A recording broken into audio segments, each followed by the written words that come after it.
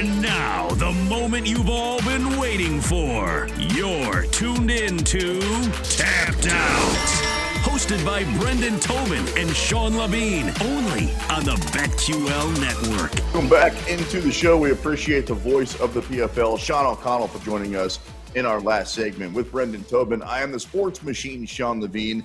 And now let's welcome on betting insider. He is Matty Bets to talk a little fighting and maybe help us make a little bit of money also. He also just told me that he had Joaquin Buckley at a 6-1 in the second round. So whatever he says, take it to heart. We got a couple of fights left, Matty Bets, on this card. Edmund Shabazian versus Anthony Fluffy Hernandez. Shabazian's the favorite right now, plus 170. I should say the underdog at plus 170. Anthony Fluffy Hernandez, minus 210. Which way are you swinging on that one? I love Anthony Hernandez in this fight tonight. I think he's just going to wear him down. I sprinkled on him round 2 and 3, and then I have a nice 2-unit play on him inside the distance. So I really like him to get it done. He really impressed me in his last fight, and I just think that he's going to be able to wear him down he's just got to survive that first round, and I think he's going to be able to wear him down and get a late finish.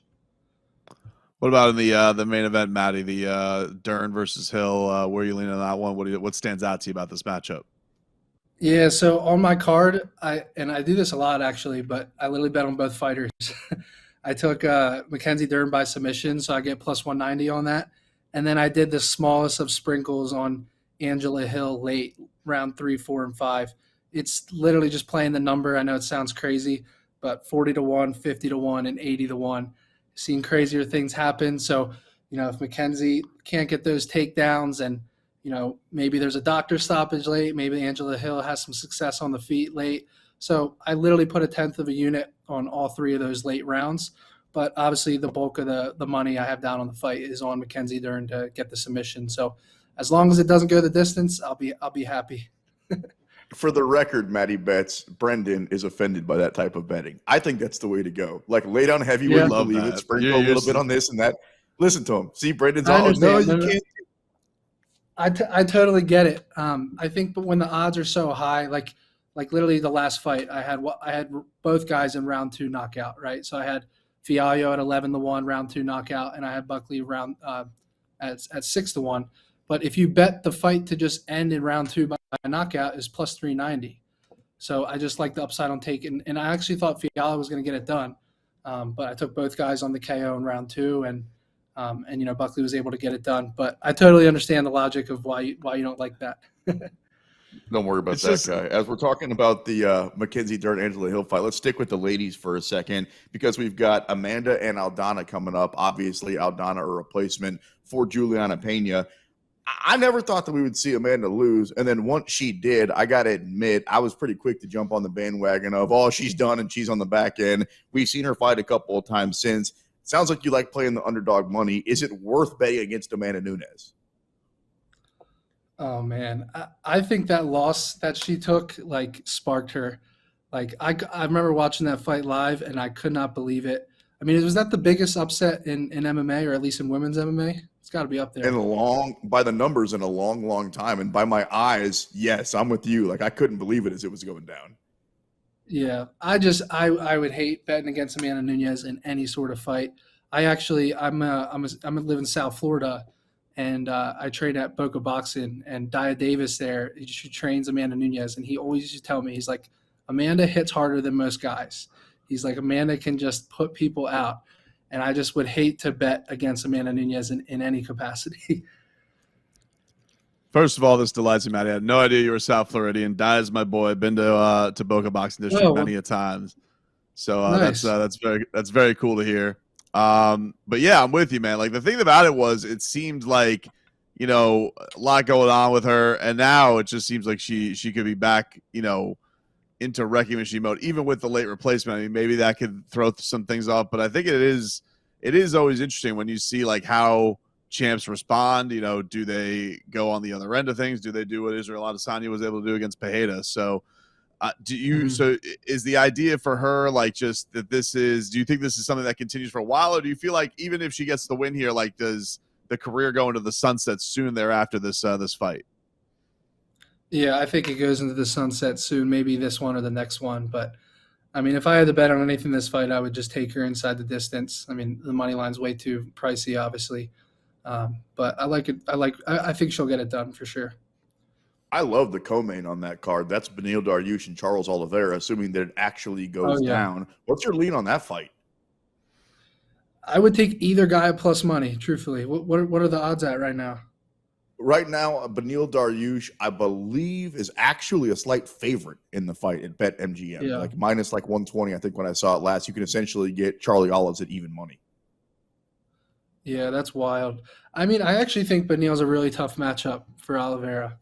I mean, Beneil's been pretty durable, and Oliveira is coming back with a vengeance. He had that incredible run. That's going to be a really high-level fight. I would literally lean plus money on either guy. I mean, I look at that fight as a 50-50 matchup, and I would just take the plus money there.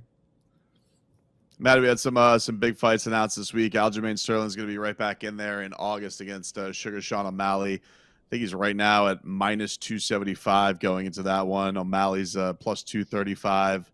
What do you think on this matchup? O'Malley's finally getting his crack at the belt, but Aljo's been able to hold on to that thing, even if it hasn't always been in the prettiest fashion. What do you like in this one? I took Aljo in the second fight against Jan, and I took him against Cejudo.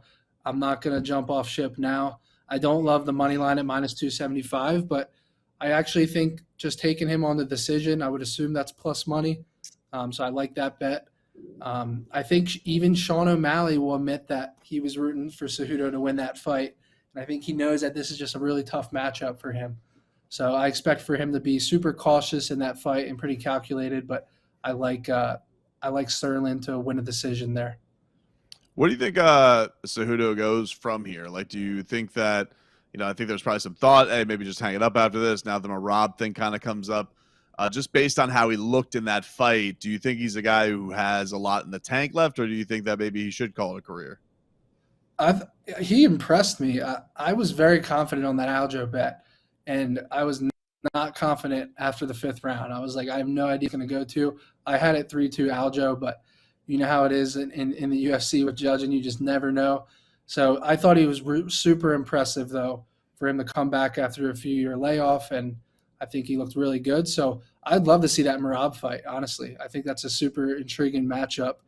And honestly, like, if Merab can't take him down, I mean, I think – but Merab's also really he's a really good striker, I think. Like, I think people think all he can do is spam takedowns, but he actually looked pretty solid on the feet in his last fight.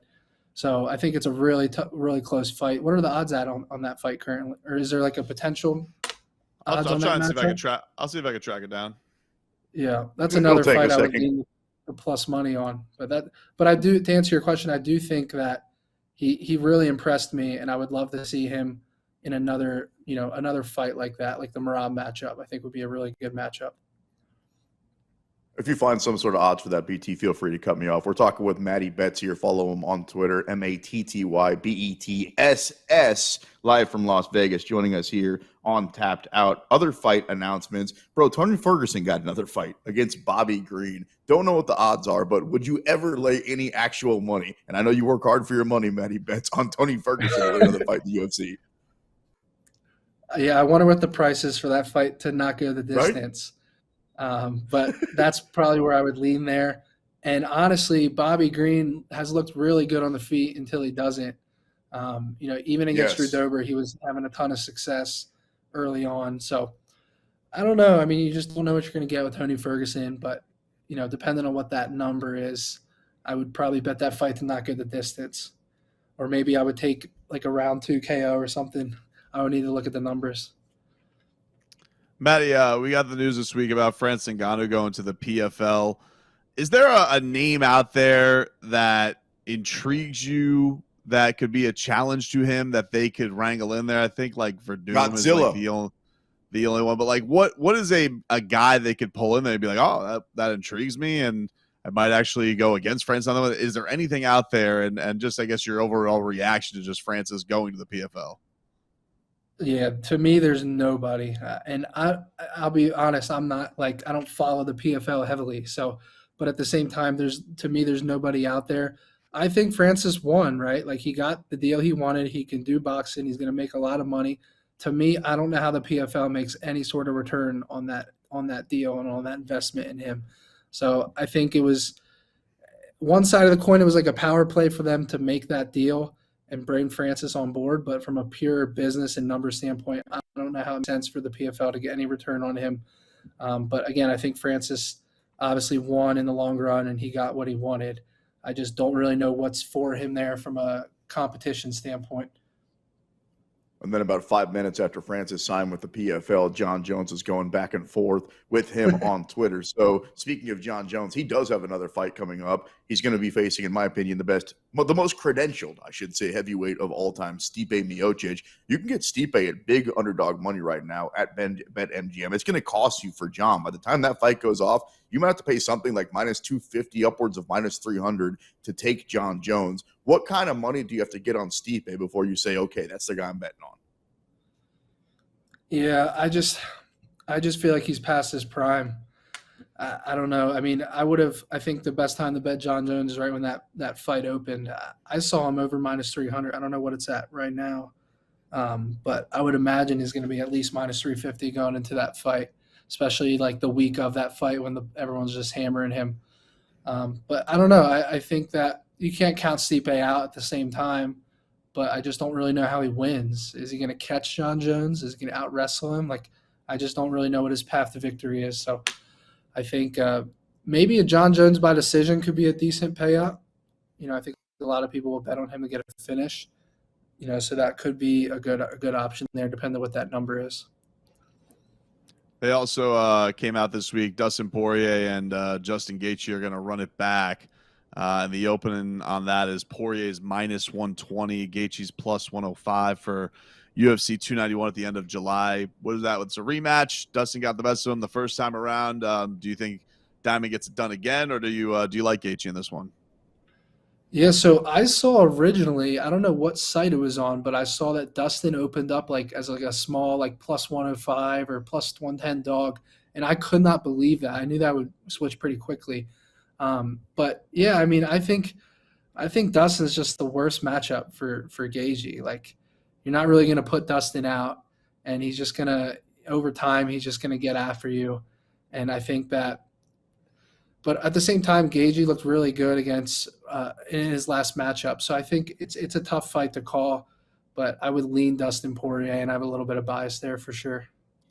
I can understand that. Listen, I mean, if you're a Boca Boxing District guy, that is the home of Dustin Poirier, aside from American Top Team. But look, like that matchup and that beauty between him and Dia really is something, because he has just unbelievable boxing skill in the most chaotic fights. I think it's the thing that's like his greatest talent in UFC, is that these wars go out there, but he has just such technique when the fights are the craziest. I think it's almost Dustin's superpower. Like, the crazier the fight is, usually the better he is. And it's like, if that there's not going to be any grappling in this, so I don't really know. I mean, unless like Gaethje can really butcher up his leg or something like that. But I'm with you. I think this is Diamond all the way. Well, one thing I will say, and depending on what the number is, I would honestly look at a Dustin late submission. I know that sounds crazy, but we saw that against Michael Chandler in round 3, and we also saw Gaethje, for once in his career, use the wrestling in his last fight, even though it was pretty late in the fight.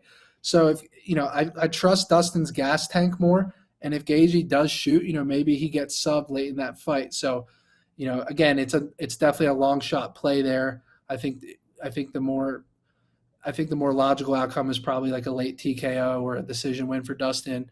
But I will say that if that number is pretty high, I'm going to definitely take a look at it. I don't personally know Dia Davis, but the way that Poirier talks about him, and Matty Bets and Brendan Tobin, they need to give this guy some sort of a Nobel Peace Award. Like, he sounds like the greatest guy of all time. We've got like 30 seconds left, Matty. You brought up Chandler, so I have to get your opinion on his upcoming fight. I think we're going to see versus Conor McGregor. You got 30 seconds. Which way are you going in that one?